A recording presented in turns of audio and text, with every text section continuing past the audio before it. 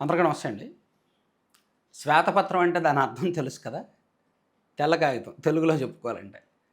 దాని మీనింగ్ ఏంటంటే అసలు ఎప్పుడైనా ఏదైనా శాఖకు సంబంధించి, ఏదైనా పురోగతికి సంబంధించి ఎవరైనా శ్వేతపత్రం ఎందుకు రిలీజ్ చేస్తారంటే వైట్ పేపర్‌ని ఇది నిజం. సో, మేము శ్వేతపత్రం రిలీజ్ చేసామంటే అందులో ఉన్న గణాంకాలు నిజం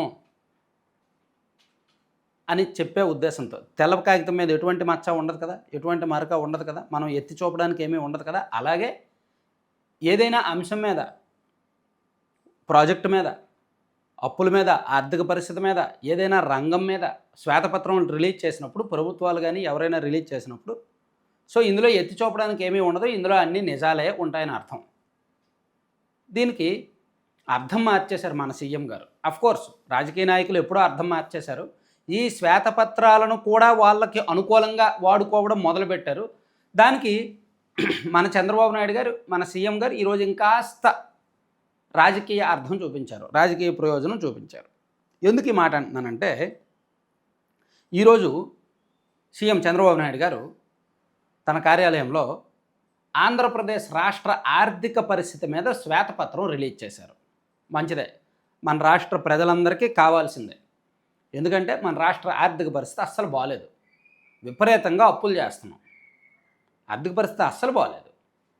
సో, ఈ శ్వేతపత్రం రిలీజ్ చేసినప్పుడు సరే మన ఆర్థిక పరిస్థితి ఎలా ఉంది, దీనిలో హెచ్చుతగ్గులేంటి, కష్టాలేంటి, నష్టాలేంటి, పురోగతి ఏంటి, మంచి చెడులేంటి అనేది ప్రజలకు అర్థమవుద్ది. ట్రాన్స్పరెన్సీ ఉంటుంది అని అందరూ భావించాం. కానీ ట్రాన్స్పరెన్సీ లేదు. సగం కంటే ఎక్కువ నిజాలు దాచి వారికి అనుకూలమైన వాస్తవాలను మాత్రమే చెప్పారు. అబద్ధం చెప్పారని నేను చెప్పట్లా. నిజం దాచారు అని నేను చెప్తున్నా. కొన్ని నిజాలు దాచారు. వారికి ఏవైతే అనుకూలంగా ఉంటాయో అవి మాత్రమే చెప్పారు. వారికి ఏవైతే వ్యతిరేకంగా ఉంటాయో అవి చెప్పలేదు. ఉదాహరణకు ఆయన ఆంధ్రాస్ జర్నీ సిన్స్ 2014 అని 2014 నుంచి 19 వరకు change in structure of the economy అని, అలాగే 2019లో ఎలా ఉంది, misgovernance, decline of morale, vandalism and deterioration of law and order, brand Andhra damaged అని 2024లో reviving brand Andhra, fulfilling welfare commitments, balanced regional development, trust of to capital projects, progressive policies and tech అని ఇలా తను 2014 నుంచి 2024 ఈ వ్యవధి వరకు అదంతా కూడా చెప్పుకొచ్చారు. అది దాంతోపాటు destruction led to A VCS cycle అని మన రాష్ట్రంలో 2019 నుంచి 24 మధ్య వైసీపీ అధికారంలో ఉన్నప్పుడు 9,74,000 కోట్లు అప్పు చేశారు అని ఒక శ్వేతపత్రంలో ఒక డాక్యుమెంట్ ఒకటి రిలీజ్ చేశారు.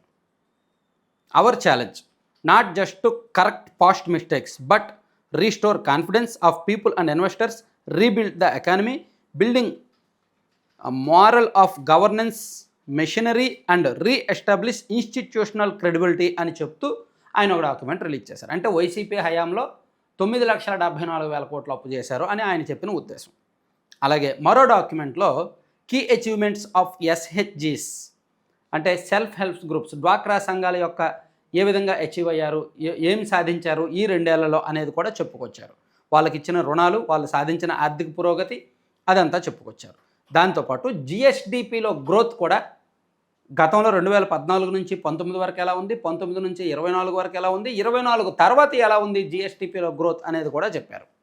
ఏపీస్ ఎకానమీ అని 2014 నుంచి 19 వరకు 13.5, 13.7 అంటే తెలంగాణ ఏమో 13.7 నుంచి 10.7కు పడిపోయిందంట. ఆంధ్రప్రదేశ్ ఏమో 13.5 నుంచి 11.3కు వచ్చింది. దానికి కారణం ఏంటంటే 2019 నుంచి 2024 మధ్యలో వైసీపీ అధికారంలో ఉన్నప్పుడు ఆంధ్రప్రదేశ్ జిఎస్డిపి బాగా పడిపోయింది. దాన్ని మేము ఇప్పుడు మళ్ళీ లేపుతున్నామని 2014 నాటికి 13.5 ఉండేది. 2019 నుంచి 24 మధ్యలో వైసీపీ ఉన్నప్పుడు 10.3కు దిగింది. ఇప్పుడు 11.3కి తీసుకువెళ్ళాము, మళ్ళీ పెంచాము జిఎస్డిపి అని కూడా ఆయన తెలంగాణతో కంపేర్ చేస్తూ ఒక డాక్యుమెంట్ రిలీజ్ చేశారు. అవన్నీ కూడా మీరు పక్కన చూడొచ్చు. అలాగే పెర్ కాపిటా ఇన్కమ్ అంటే తలసరి ఆదాయం కూడా ఏ విధంగా ఉంది తెలంగాణతో కంపేర్ చేస్తూ ఒక లెక్క అది రిలీజ్ చేశారు. సరే ఇదంతా బాగానే ఉంది, నేను ఇదేమీ తప్పుపట్టను, ఇవన్నీ కూడా మేబీ వాళ్ళ లెక్కల ప్రకారం నిజాలే కావచ్చు. అసలు ఆంధ్రప్రదేశ్ అప్పు ఎంత, అది ఎందుకు చెప్పలేదు? రాష్ట్ర విభజన సమయానికి అప్పు ఎంత? 2014 నుంచి 19 వరకు ఆ 5 ఏళ్లలో తెలుగుదేశం పార్టీ అధికారంలో ఉన్నప్పుడు అంటే చంద్రబాబు గారు సీఎంగా ఉన్నప్పుడు చేసిన అప్పు ఎంత? 14 నుంచి 19 వరకు వైసీపీ హయాంలో చేసిన అప్పు ఎంత? 24 నుంచి ఈ 26 జూలై వరకు ఈ కూటమి ప్రభుత్వం చేసిన అప్పు ఎంత? అది ఎందుకు చెప్పలా? అది చెప్తే ఈ ప్రభుత్వం లోపాలన్నీ బయటపడతాయి, ఈ ప్రభుత్వం చేసిన తప్పులన్నీ బయటపడతాయి. ఓన్లీ వైసీపీ వాళ్ళు చేసిన అప్పులు మాత్రమే చెప్పారు. 9,74,000 కోట్ల చిల్లర అదేదో చూపించారు. అసలు రాష్ట్ర విభజన సమయానికి మన అప్పులు 1,04,000 కోట్లు అని ఎప్పుడో కాకు తేల్చింది. 1,04,000 కోట్లు మన రాష్ట్ర విభజన సమయానికి అప్పులు.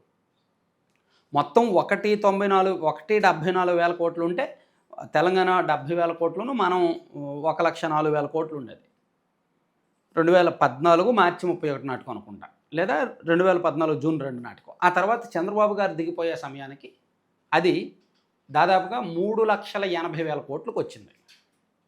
అంటే సుమారుగా అరౌండ్ ఒక 2,00,000, 2.5 లక్షలు, 2,60,000 కోట్లు ఎంతో అప్పు చేశారు చంద్రబాబు గారు ఆ 5 ఏళ్లలో. ఆ తర్వాత జగన్మోహన్ రెడ్డి గారి అధికారంలోకి వచ్చిన తర్వాత ఆయన దిగిపోయే సమయానికి వాస్తవ లెక్కేమో ఏదో అరౌండ్ ఒక 9 లక్షల కోట్లు, 9.5 లక్షల కోట్లు అంటారు. బట్ టీడీపీ వాళ్ళు ప్రాజెక్ట్ చేసేదేమో అసలు వైసీపీ దిగిపోయే సమయానికే రాష్ట్ర ప్రభుత్వానికి 12 లక్షల కోట్లు అప్పు ఉందని చెప్పి అప్పట్లో ఎన్నికల ముందు ప్రచారం చేశారు. ఆ తర్వాత అసెంబ్లీలో శ్వేతపత్రం రిలీజ్ చేసినప్పుడు, పయ్యావుల కేశవ్ గారు శ్వేతపత్రం రిలీజ్ చేసినప్పుడు 10,74,000 కోట్లు అని చెప్పారు.